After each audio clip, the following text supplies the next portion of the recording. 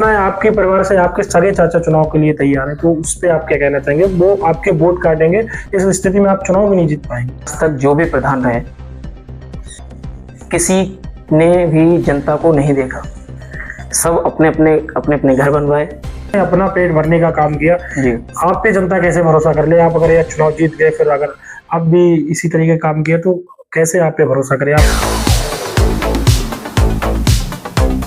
नमस्कार दोस्तों, मैं विक्रम सिंह और आप देख रहे हैं द टसन टॉक। साथियों, इस वक्त मैं मौजूद हूं जनपद बदायूं की विधानसभा दातागंज की ग्राम पंचायत आजमपुर बिशौरिया।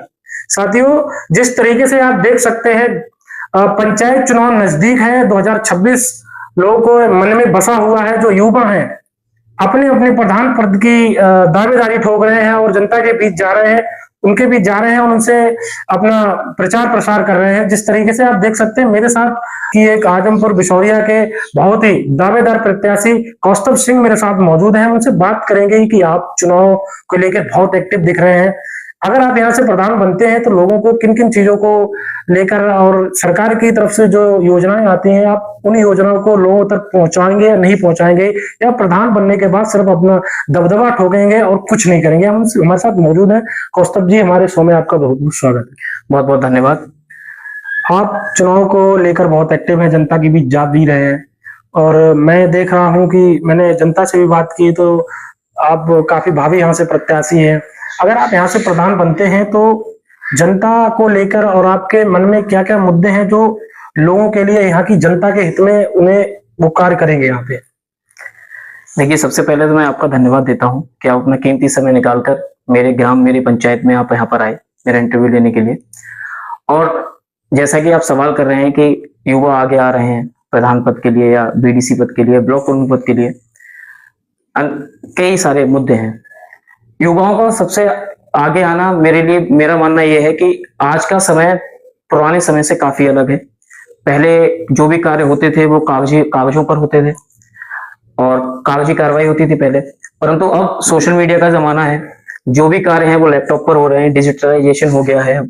इसी वजह से युवाओं का आगे आना जरूरी भी है, क्योंकि अब जो कार्य हैं वो सब सोशल ऑडिट के हिसाब से होते हैं, कंप्यूटर के हिसाब से होते हैं। तो हमारे जो बड़े बुजुर्ग हैं वो इस तरीके की चीजें नहीं जान पाते, जिसकी वजह से जो कुछ अधिकारी हैं जो अपने आप में बहुत होशियार हैं और उनको गलत राह बताकर, वो लोग तो कुछ और करवाना चाहते हैं लेकिन अधिकारी कुछ और कर देते हैं। इसकी वजह से मेरा भी आना जरूरी रहा मेरी पंचायत से। आप पंचायत में दावेदारी ठोक रहे हैं, अगर आप यहाँ से प्रधान होते हैं तो शिक्षा के क्षेत्र में आप क्या करेंगे यहाँ पे? देखिए, शिक्षा के क्षेत्र में मेरा गांव, मैं आपको बता दूं, आपने बहुत अच्छा सवाल किया है।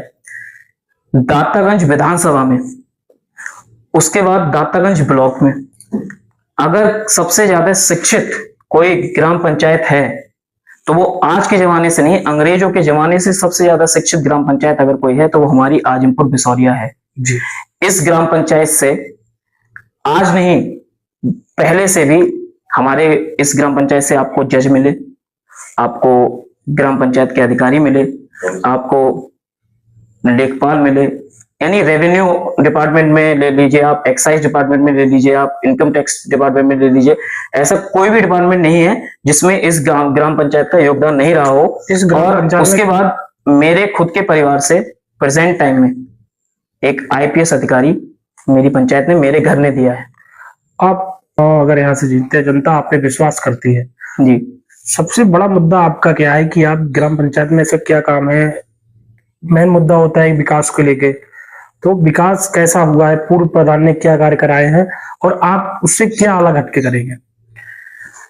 देखिए, इस ग्राम पंचायत में आज तक जो भी प्रधान रहे, किसी ने भी जनता को नहीं देखा।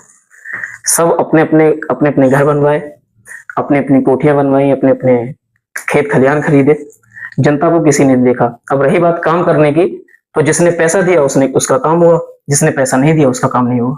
ठीक है। मतलब यहाँ पे जो आवास को लेके मैंने सुना है जी कि कुछ पात्र लोग हैं उन्हें आवास नहीं मिल पा रहा है। जी, नहीं मिल रहा। अपात्र है उन्हें मिल रहा है जी। तो उस पर आप क्या कहना चाहेंगे?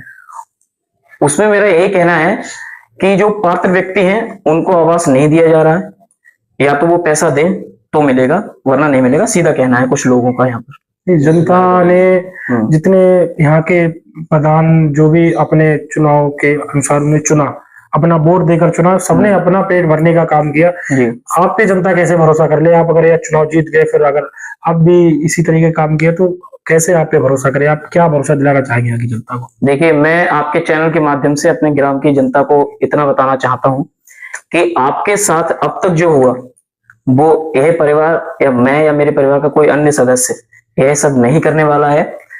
हम परिपक्व लोग हैं, हमारे पास भगवान का दिया सब कुछ है। हम अगर इस चुनाव में उतर रहे हैं तो सिर्फ आपकी सेवा के लिए उतर रहे हैं, आपके साथ जो गलत हुआ उसको सही करने के लिए उतर रहे हैं, बस यही कहना है। बाकी पूर्व प्रधान ने यहाँ पे ऐसे कितने कार्य हैं जो करवाने चाहिए थे लेकिन कराए नहीं, आप बताइए। देखिए, सबसे बड़ा सही, बहुत अच्छा सवाल। इसमें कई सारी बातें आएंगी कि जो उन्होंने नहीं कराए, जो भी थे। पहला है गौशाला। ग्राम पंचायत में गौशाला प्रस्तावित थी, ईंटें आई, गायब हो गई, किसी को नहीं पता कहाँ गई। पहले तो गौशाला बनवाई जाएगी। दूसरी बात, जितने भी पात्र व्यक्ति हैं ग्राम समाज में, हमारी ग्राम पंचायत में, उन सबको बिना कोई पैसा लिए, नहीं, आप प्रधान जी। हैं, आप पैसे नहीं लेते, लेकिन आज के टाइम पे जो हमारे अधिकारी हैं वो, उनका भी एक ही हिसाब हो गया कि इतना परसेंट चाहिए तभी काम होगा। तो आप फिर आप क्या करेंगे? अगर पैसे नहीं लेंगे तो अधिकारियों को भी देना पड़ता है। कुछ प्रधानों का कहना है कि साहब अगर हम पैसे उन्हें नहीं देंगे तो हमारा काम नहीं हो रहा, हम काम नहीं करा पाएंगे। 100% अगर हम विकास कराते हैं, रोड नाला डालते हैं, तो प्रधानों का कहना है कि 30% बैठे ऊपर के अधिकारियों को देना पड़ता है। देखिए, अगर कोई अधिकारी आपसे मांग रहा है तो आप उसको मना कीजिए। अगर नहीं सुन रहा है तो पहले आप अपनी छवि को सुधारिए। सामने वाले में हिम्मत नहीं है आपसे 10 रुपए भी ले ले। इसी आधार पे हम कार्य करेंगे। हमारे एक भाई हैं, वो प्रधान है इस टाइम पे, और वो, उनसे किसी भी अधिकारी की हिम्मत नहीं है वो उनसे 10 रुपए भी ले ले। वही आधार हमारा रहेगा। जब हम अपनी जनता से नहीं मांगते, हम सेवा करने आए भाई। सरकार एस्टिमेट पास कर रही है, सरकार रुपए दे रही है, सरकार का काम हमें जमीन पे लाना है। अगर कोई अधिकारी नहीं करेगा तो अपनी शामत खुद ला देगा वो। अब कुछ प्रधानों का ये भी कहना है कि साहब हम बड़े नेताओं का समर्थन नहीं कर पाते, उनके फेवर में कुछ काम नहीं करते, तो वो हमारे खाते सीज करा देते हैं, हमारे काम नहीं कराते हैं। अगर आपने कोई नेता हुआ या कोई किसी प्रकार के जो नेता होते बजट नहीं देते हैं, काम करेंगे, आप कहाँ से करा पाएंगे? अपने बाजू में दम होना तो सब मानते हैं। सम्मानिए जी, सब मानेंगे। मेरे चैनल के माध्यम से आप कह रहे हैं, अगर आपने इतना नहीं करा पाया, हम फिर से आपसे यही सवाल बिल्कुल, आपका स्वागत है। आप अभी आए हैं, आप चुनाव के वक्त भी आइएगा। चुनाव के बाद अगर हम जीत जाते हैं भगवान की कृपा से, तो आप फिर आइएगा। फिर आप देख लीजिएगा कि नाई ने बाल काटे वो कहाँ गए, अधिकारियों से मिलके। आप युवा है जी, और राजनीति में आ रहे हैं, आपके क्षेत्रीय जो विधायक हैं, आप उनको लेकर क्या कहना चाहेंगे? क्षेत्रीय विधायक हैं, उन्होंने अभी तक कैसा काम कराया है? अगर आप यहाँ प्रधान बनते हैं तो उनसे क्या क्या काम करवा सकते हैं अपनी ग्राम पंचायत? देखिए, आपने जिनकी बात की वो सिर्फ इसी विधानसभा में नहीं, पूरे जिले, पूरे मंडल और पूरे उत्तर प्रदेश में विकास पुरुष के नाम से जाने जाते हैं। हमारे आदरणीय विधायक जी राजीव कुमार सिंह बब्बू भैया जी, उन्हीं की छत्र छाया में आज दातागंज विधानसभा जो है, उसने पूरे उत्तर प्रदेश में मेरे ख्याल से नंबर 1 के पोजीशन में है विकास के कार्यों में। ऐसी कोई भी चीज शायद ही बची है जो अभी तक नहीं आ पाई है। एक चीनी मिल बची है हमारी, वो भी आने को है। स्टेडियम आ गया, आपका ऑडिटोरियम आ गया, HPCL एथेनॉल प्लांट जो मात्र देश में 3 है, एक हमारे यहाँ बना हुआ है, एक बहुत ही बढ़िया बात है। आप सोशल मीडिया में काफी एक्टिव रहते हैं। आपने एक पोस्ट भी डाला था कि ग्राम पंचायत में एक मजरा है, कोई गांव लगता है, उसमें आज तक लाइट ही नहीं गई है।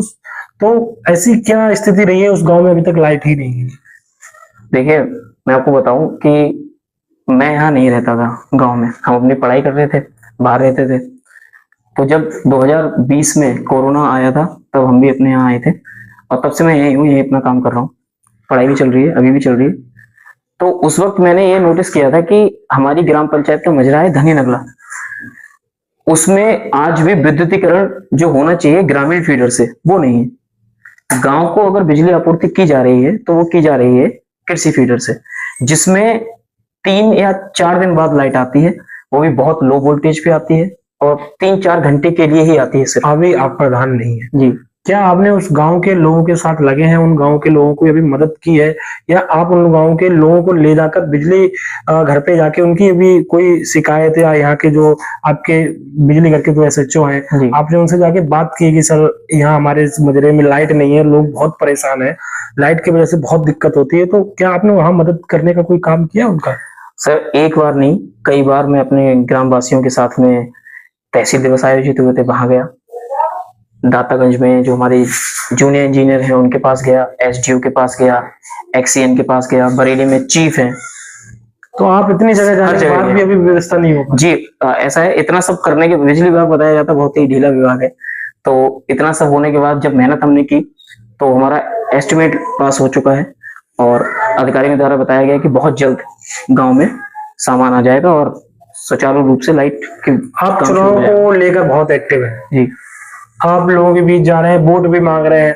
मैंने सुना है आपके परिवार से आपके सगे चाचा चुनाव के लिए तैयार हैं, तो उस पे आप क्या कहना चाहेंगे? वो आपके वोट काटेंगे, इस स्थिति में आप चुनाव भी नहीं जीत पाएंगे, क्या पता उनका पड़ला भारी हो गया, फिर क्या करेंगे? अब ये तो समय बताएगा कि कौन किस पे भारी बैठेगा। मेरा चुनाव में आना मेरा निजी सोच है, मेरे संग कुछ हुआ है कि जिसकी वजह से मुझे ही जवाब देना पड़ेगा। मैं नहीं सोचता कि मेरे अलावा कोई और मेरे परिवार से कुछ लोगों को जवाब दे पाएंगे। तो आप चाचा आपके चुनाव लड़ने के लिए तैयार हैं, जी तो आप चाचा क्यों नहीं समर्थन कर देते? मैंने कहा ना कि मैं अपने हिसाब से जवाब दूंगा।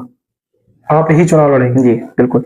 ये आखिरी सवाल है मेरा आपसे, मेरे चैनल के माध्यम से दीपावली का भी त्योहार आ रहा है और अपनी ग्राम पंचायत की जनता से आप क्या कहना चाहेंगे?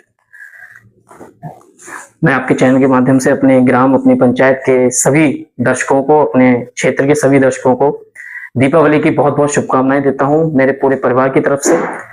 और बहुत जल्द ही आपके धनीनगर में बहुत जल्द लाइट भी आएगी और हम अगली दिवाली जो है वो मिलके रोशनी में ही मनाएंगे। धन्यवाद। नमस्कार। जिस तरीके से अभी मेरे साथ मौजूद थे कौस्तभ सिंह, हमने उनसे बात की है, युवा नेता है और चुनाव को लेकर बहुत एक्टिव है। इसी तरीके से देखते रहिए द टसन टॉक। मैं आपके साथ आपका अपना विक्रम सिंह। नमस्कार।